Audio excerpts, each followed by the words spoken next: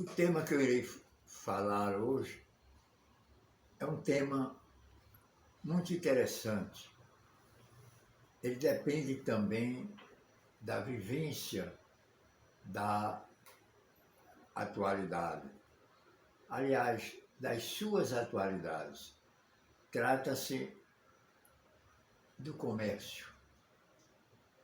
O comércio que, de acordo com suas especialidades, ele faz com que o povo conheça melhor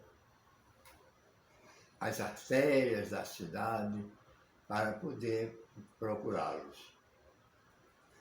Nas várias especialidades comerciais, o Recife se destacou em várias, inclusive fazendo com que ruas fossem procuradas pelos transeuntes para que esse tipo de comércio funcionasse. Vamos aqui nessa pequena crônica falar sobre o Recife, mais ou menos, nas décadas de 40, 50, 60, tivemos casas comerciais que praticamente o recifense conhecia elas. De várias maneiras, de tipo de coisas comerciais e de produtos também que não eram muito comuns. Vamos citar duas grandes ruas do Recife em que as casas comerciais eram conhecidíssimas, como na Rua da Palma, a Rua Nova, a Rua da Imperatriz, a Rua da Aurora. Todas essas ruas tinham as suas lojas já bem estabelecidas e bem conhecidas da nossa população. E isso era mais incrementado nas manhãs de sábados no Recife. Recordo-me da Rua Nova. A Rua Nova, com os célebres armazéns potiguar de fazendas, do Magazine A Primavera, da farmácia Vilaça, que todos nós recomendávamos quando um parente ia ao centro da cidade e na farmácia Vilaça e trazer tal e tais remédios. Na Rua Nova, percebemos também a Etan, a Casa Parlophone de disco, onde os jovens ficavam ali na porta escutando os discos que eram colocados para os transeuntes fazer suas escolhas e, respectivamente, suas compras. As lojas Siloper, o Regulador da Marinha, as Casas Maias, as lojas, a famosa loja As 4.400, que certa época incendiou-se, e assim por diante. Já na Rua da Imperatriz, as lojas principais eram a Confeitaria A Confiança, a Singer, que vendia produtos para as costureiras, e livrarias. A Rua da Imperatriz tinha várias livrarias, como a Livraria Imperatriz, a Livraria Colombo, a Livraria da Editora Nacional, e assim por diante. Existia também lojas de produtos como a Odalisca, que vendia produtos quase pouco procurados, que eram joias, etc. Entendeu? E isso ia engalanando as nossas populações aos sábados e nos dias de semanas também a procurar essas casas especializadas. A Lutz Ferrando, materiais fotográficos, e assim por diante. A Rua Nova, já citada acima, tinha também os vendedores ambulantes, que na porta das lojas eles promoviam também produtos que eram às vezes da própria loja, entendeu? E assim por diante. Na Rua do Livramento era o comércio varejista de fazendas, como as lojas José Araújo, as Nações Unidas, onde vendiam fazendas. Eu fui funcionário da firma Tecidos Cardoso S.A., que era as famosas lojas as Nações Unidas, que só na Rua do Livramento tinham 3, onde iam se procurar fazendas, porque as roupas não eram compradas geralmente feitas, como hoje em dia. Eram as fazendas e iam para as mãos dos alfaiates e das costureiras. Eram fazendas que estavam nas modas, como o organdi, o organza, o tafetá, o veludo e outras mais. E esse comércio de fazendas empolgava, porque as vendas eram feitas a retalhos e o comércio tinha uma força extraordinária. Tinha as casas de ferragens também, as casas de discos, como as casas Maia, que lançavam os produtos de artistas que estavam em moda, quando eles apresentavam os seus sucessos lá no Rio de Janeiro, em São Paulo, e depois, posteriormente, chegavam aqui no Recife. E isso, o Recife ia se tornando um centro comercial. Um centro em que as lojas como a Viana Leal, a Mesbla, na Rua da Palma, elas davam uma conotação de uma variedade enorme de produtos, como a Viana Leal. Inclusive existiam seções de brinquedos, de bijuterias, etc. E isso a população se adequava, a população se acostumava a procurar essas casas comerciais.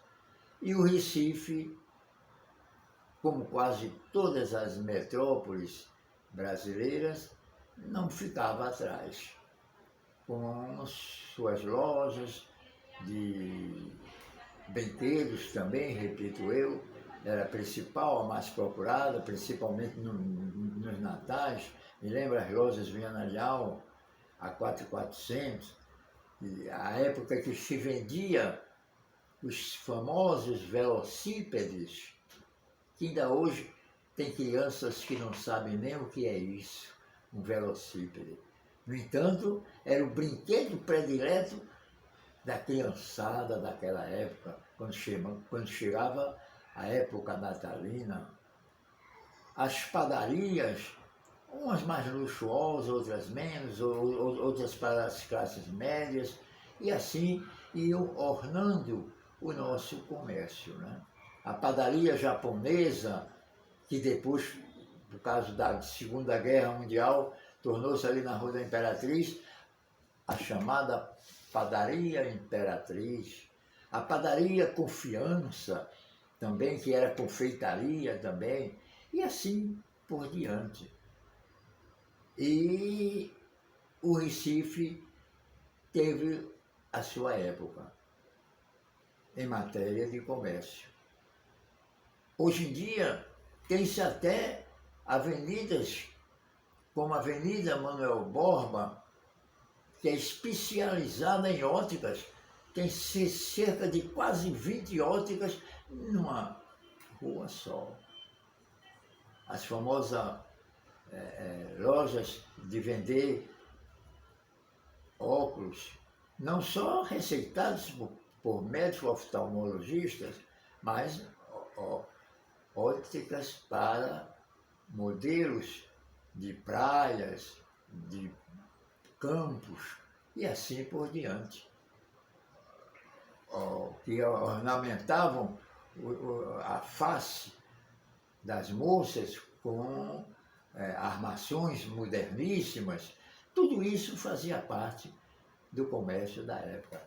A sapataria Clark, os sapatos famosos, sapatos Clark, que às vezes o produto ele era conhecido também pela marca, não era somente pela qualidade do produto, era pela sua marca que dava com que as pessoas fizessem as suas amostrações nas festas de tal marca de roupa, de tal marca de sapato e assim por diante.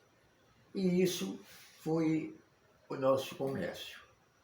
E não poderia esquecer e citar aqui as famosas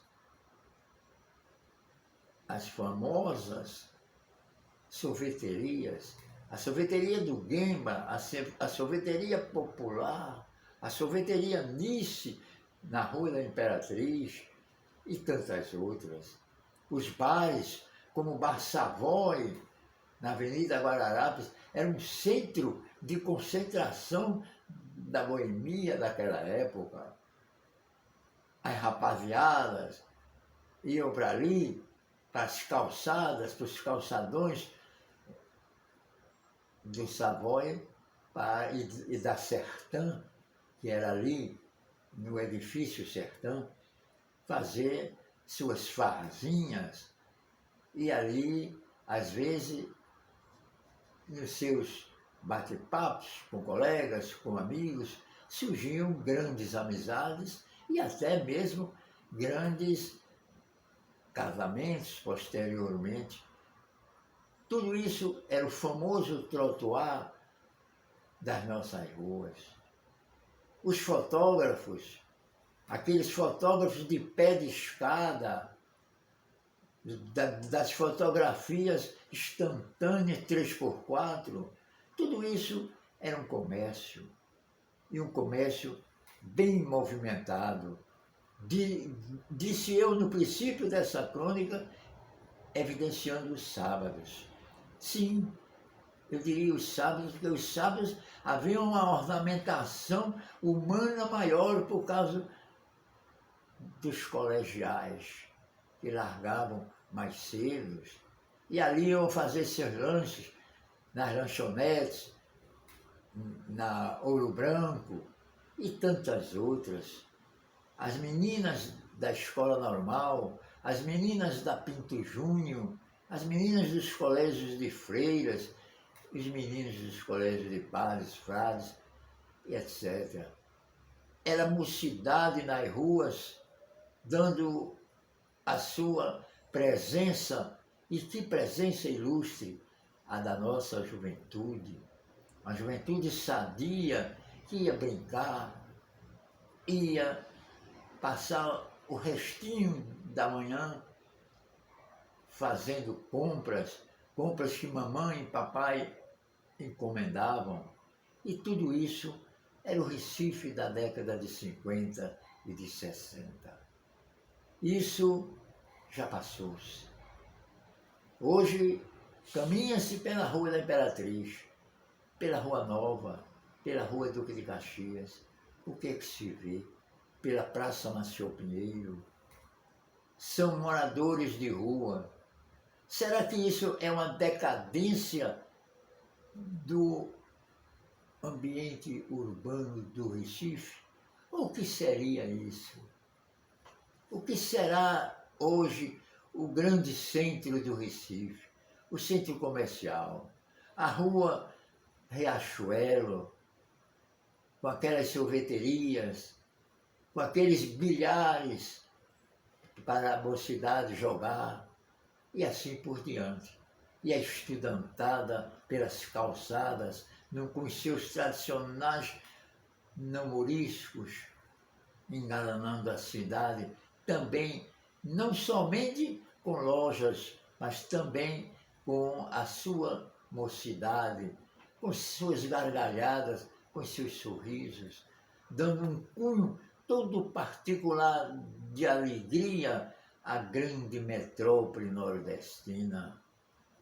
Eu queria terminar esta crônica de hoje, não unicamente expondo o saudosismo, mas uma apelação para que as populações do Recife voltem novamente ao centro do Recife para animar, para abrilhantar com suas presenças essa grande metrópole do Nordeste brasileiro, que é a decantada Veneza brasileira, a cidade do Recife. Termino também oferecendo aos seus transeuntes muita coisa bonita a ser feita, saída do mundo interior das pessoas. As suas conversações, onde se conversavam também os jogos de futebol, os resultados dos jogos de futebol, as programações de rádio, as programações no princípio da televisão, e tudo isso é o Recife dessas décadas citadas no princípio da crônica. Eu diria que, com muitas saudades,